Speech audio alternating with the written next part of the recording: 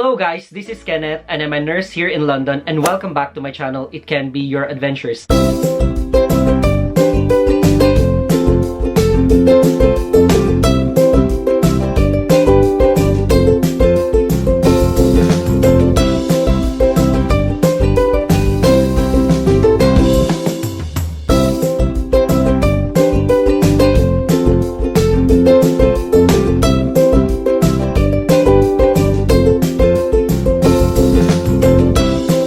In today's video, we're gonna discuss something interesting, a topic that is very timely here in the United Kingdom, much more so for those who are already a permanent resident here in the United Kingdom, and also for those who are on their way to applying to becoming a British citizen. This is a topic that really is very interesting because we're gonna discuss about what is the true cost of becoming a British citizen, the pros and the cons, and how and why you need to apply or reconsider applying to becoming a British citizen, considering the political situation as well as the current situation of United Kingdom. If this video seems very interesting for you, I'm encouraging you guys, for those who have not yet subscribed to my channel, to click on the subscribe button in order for you to get hold of any updates of my life here in London and anywhere else in the world, and also click the bell button for further notifications in order for you to receive any updates about the vlogs that I'm gonna be dating or I'm gonna be posting on my channel. And I'm also gonna take this opportunity to thank you guys, for all of you who has gotten on board on my channel. Thank you so much for all of your support,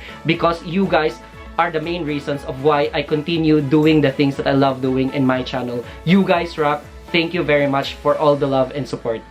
So guys, as a result of the forthcoming referendum of the Brexit transition period, at the moment we are on our way to actually ending some of our ties with the European Union. There are a lot of permanent residents who are actually reconsidering to become a British citizen. What is really the true cost of becoming a British citizen? However, in the current political climate here in the United Kingdom, where leaving Europe is highly imminent and the government seem intent in making the immigrants' life much more difficult, obtaining a British citizenship probably is necessary. For some immigrants like me who came here in the UK almost 6 years ago, stepping in British soil is a dream come true. But of course, becoming a British citizen is an end goal. And for those who have been granted their permanent residency status after a year, rush to becoming a British citizen in order to have that seal or approval that you are definitely a part of this royal monarchy and one of the greatest countries in the whole world, which is United Kingdom. So one of the greatest advantage when you become a British citizen is that there's no more separate queuing in the UK passport control when you return from holiday, and you can join in your family as well as your friends who are also British.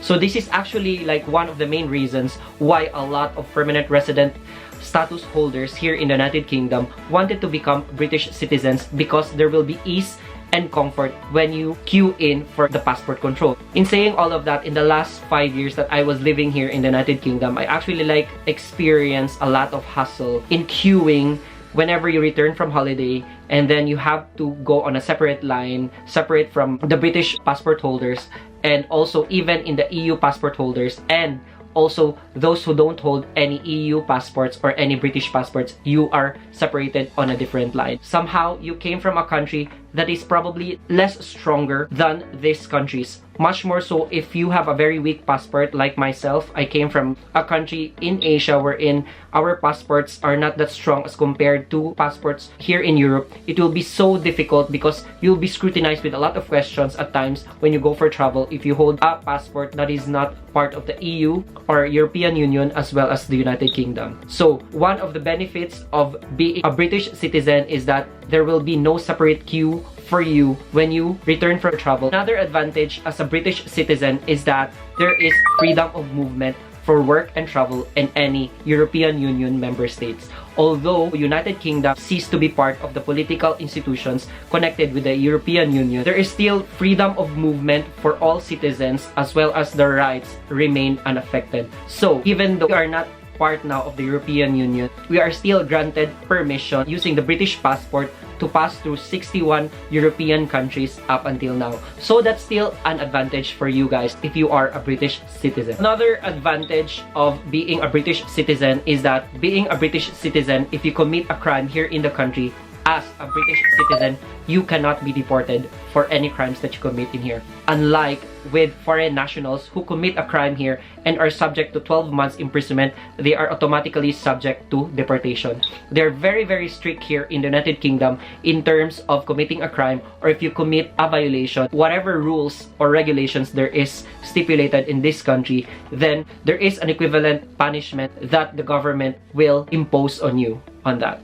In saying all of that, if you are a British citizen, you are not subject for deportation and you can still stay here and you can be put on trial and you can have a due process of law when you are a British citizen here in the United Kingdom.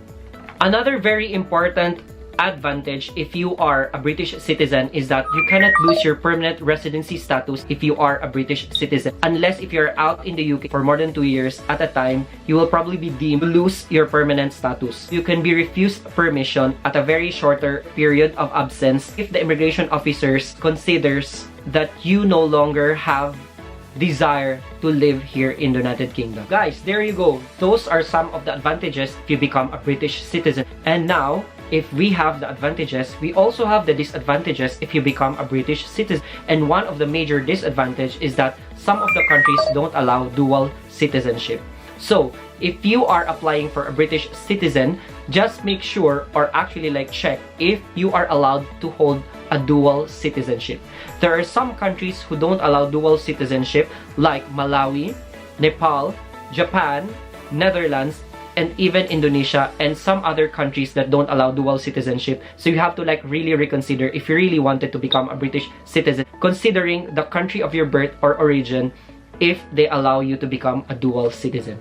Another disadvantage to becoming a British citizen is the application process. The application process is grueling considering the time that you have to really wait for the application to be approved. It will take you around 6 to 9 months for approval, and even straightforward applications are actually having some problems in terms of the length of approval. So another disadvantage of being a British citizen is actually if you are currently a member of the European Economic Area zone, applying for UK citizenship may affect the status of a non-EEA family member if they have not yet acquired a permanent residency status. So since you know now the pros and the cons of being a British citizen, we have to go now with what are the basic requirements in order for you to become a British citizen. Number one, you have to be over 18 years old in order for you to apply to becoming a British citizen. Number two, you are of good character. In saying that, you have to lawfully reside in the UK for at least 5 years, and also 3 years for those who are married to a British citizen and have not incurred any crimes